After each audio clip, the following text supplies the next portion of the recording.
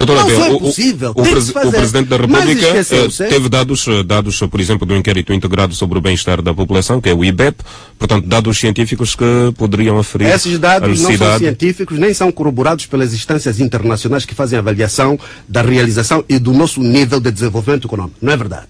Portanto, e por outro lado, o Presidente omitiu que nós temos graves e sérios níveis de pobreza urbana, aqui, periurbana. Não é verdade? Mas concorda que boa parte da pobreza está no interior. E é tão degradante, ou talvez mais degradante, não é verdade, do que a pobreza rural. As pessoas nas aldeias não têm problemas graves de saneamento básico, as aldeias são limpas. Vai ver se vivem as coisas que vivem aqui os nossos irmãos do Kazenga, aqui num bairro chamado Curtume, em que sempre que há chuvas, as pessoas não podem dormir, as casas ficam completamente inundadas. Isso é pobreza, não é verdade? E uma estratégia significa... Eu posso até admitir que, pronto, tem algumas ideias quanto à pobreza rural. Há necessidade de se desenvolver o interior. Sim, obviamente. Mas tem que se desenvolver o país no seu todo, não é pensar em parcelas. Mas não existem ideias sobre como resolver os problemas da pobreza urbana. E a pobreza urbana passa pelos problemas de saneamento, passa pelos problemas de arranjar emprego, passa pelos problemas da educação, passa pelos problemas vários de água e energia. Portanto, temos que abordar o contexto da pobreza no seu todo. Na verdade, tanto a rural como a urbana. Dentro do capítulo da... O Presidente, por exemplo... Só um pouquinho. Dentro do capítulo do que o Presidente disse, o Presidente referiu-se à fiscalização. Ficou satisfeito que o Presidente tenha pedido aos parlamentares mais fiscalização dos atos do Governo? Eu penso que até este Parlamento, da maneira como estruturaram o regimento interno da Assembleia Nacional, tem menores prerrogativas em relação à fiscalização. Até aqui nunca fizeram nada. Não, o mas, próprio por exemplo, Presidente da Assembleia Nacional tinha feito um decreto que suspendia toda a ação de fiscalização dos deputados. O recuo que o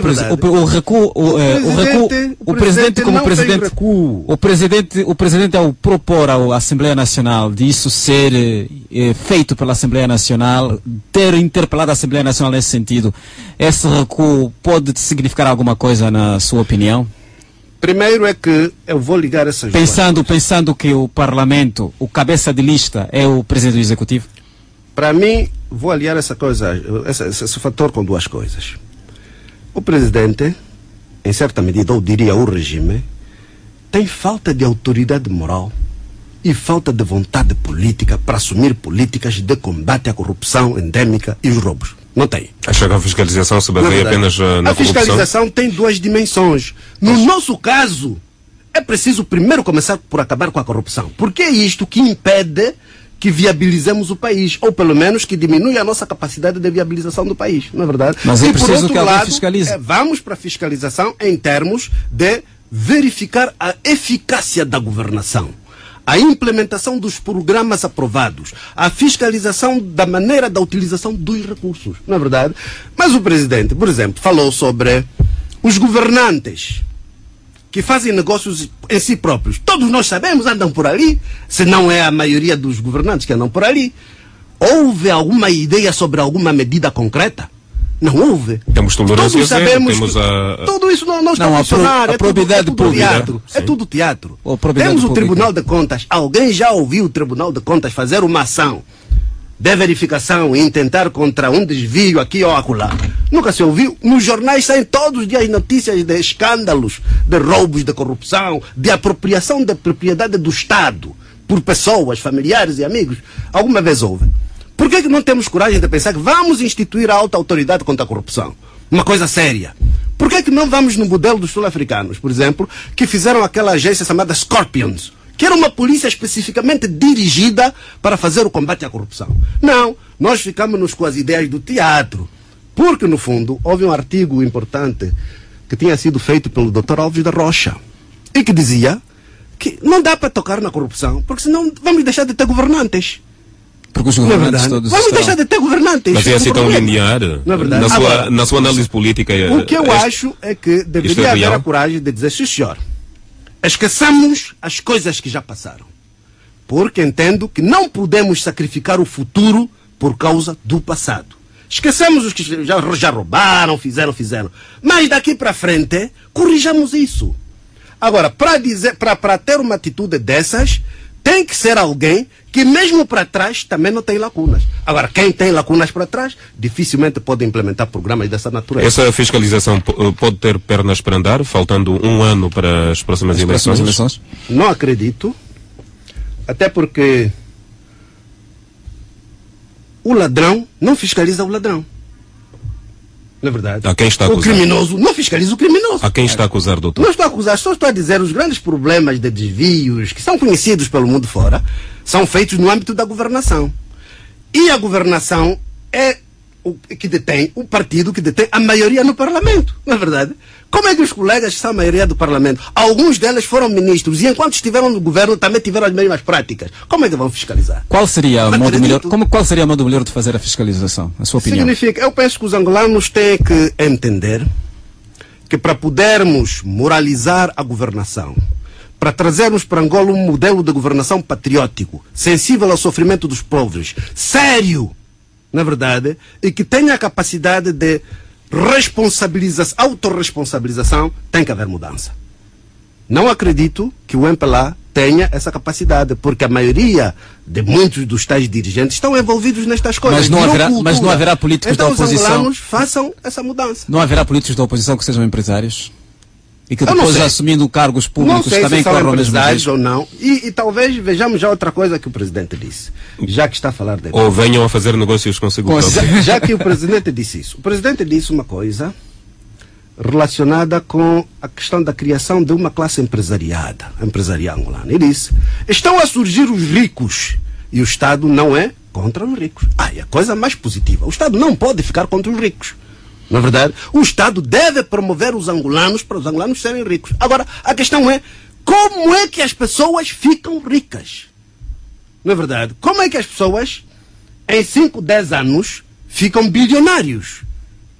Ali é onde está o problema. As pessoas devem ficar ricas trabalhando, criando iniciativa, na verdade, fazendo coisas honestas e justas. Na verdade, de acordo com a lei. Portanto, é ali onde só está a diferença. E para mim, o que nós temos hoje é um sistema que criou uma classe empresarial constituída por familiares, amigos e governantes, e excluindo ou condicionando os restantes cidadãos. Há empresários honestos ali que procuram fazer trabalho, mas são condicionados. Ou entram na linha do sistema, ou os negócios não prosperam. Prosperam daqueles que têm os padrinhos, têm os familiares, têm ali, etc. Portanto, não pode ser assim. Não pode ser assim. E é por isso que é difícil, na verdade, em função disso tudo, haver fiscalização séria. E talvez vou mesmo abordar, já que estamos nesse capítulo, abordar uma coisa interessante que o presidente disse. Mas ainda temos que falar da educação, da saúde e da água. Vamos falar disso tudo, se o tempo permitir. Em relação à natureza do sistema. O presidente disse que temos, do ponto de vista político, um sistema... Portanto, o presidente disse que temos em Angola um regime de democracia política e uma economia social de mercado. Com todo o respeito que eu tenho e devo ao senhor presidente, isso não é real. Nós o que temos em Angola, do ponto de vista político, é um autoritarismo de cariz africano em transição para a democracia. Porque a democracia tem atributos específicos. E posso citar aqui 5. Para termos uma democracia, temos que ter garantia e efetividade das liberdades fundamentais. Nós em Angola não temos. Aquilo está tudo escrito na Constituição. Mas os miúdos, quando saem para manifestar, dizem, não podem. Vai a cacetada. Portanto, não existe isso. Ou pelo menos não é aplicado.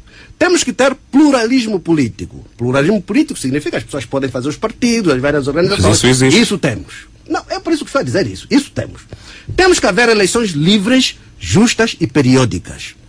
Vamos tentar entrar nesse ciclo. Até aqui as nossas eleições, pelo menos, não mostraram nem liberdade nem justiça.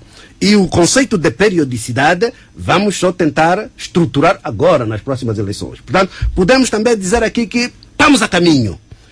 É preciso que haja diversidade e equidade dos órgãos de comunicação social do Estado. É uma falácia, isso não é verdade. Os órgãos de comunicação social do Estado funcionam à moda do antigo Partido Único, não é verdade? Quase.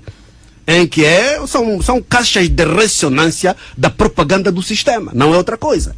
Temos que ter administração pública e órgãos de defesa, ordem pública e segurança apartidários.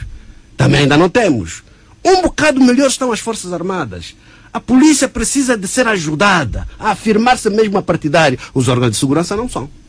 Está a ver? Portanto, temos que ter isenção do Poder Judicial. Também não temos. Portanto, o que significa, nós estamos em transição, temos que fazer um trabalho conjunto, nós todos os cidadãos, com o sistema, para podermos garantir que daqui a alguns anos, vamos dizer, sim senhor, esses 5 critérios de avaliação do que é uma verdadeira democracia, sim senhor, demos passos. E mesmo assim continuarmos a expandir esses pressupostos.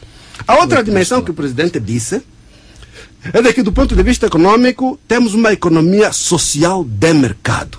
Quem nos dera que tivéssemos, pelo menos, a dimensão social, em termos de visão e em termos práticos. Mas há tantos empreendedores que trazem essa vitalidade à nossa economia, doutor. Do meu ponto de vista, o que nós temos em Angola é o que eu chamo de capitalismo condicionado, nepótico e vassalo. O que isso significa? Capitalismo condicionado, nepótico e vassalo. É isso que nós temos. Não é nada economia social de mercado, não é verdade.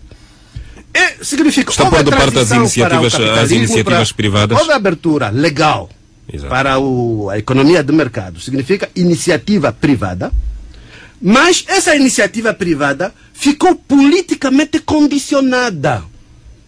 De um lado, para servir os interesses familiares, etc. É por isso que chamo que é nepótico, porque se formos a ver os grandes empreendimentos, é tudo de um determinado grupo ligado às famílias, é nepótico, mas também condiciona todos os outros. Ou aceitas o cartão, ou não sei o quê, ou ir no banco, o crédito não sai, ou o projeto nos concursos do Estado não se consegue, não se ganha com esses concursos. Portanto, temos um capitalismo condicionado, nepótico e vassalo. Vassalo por quê?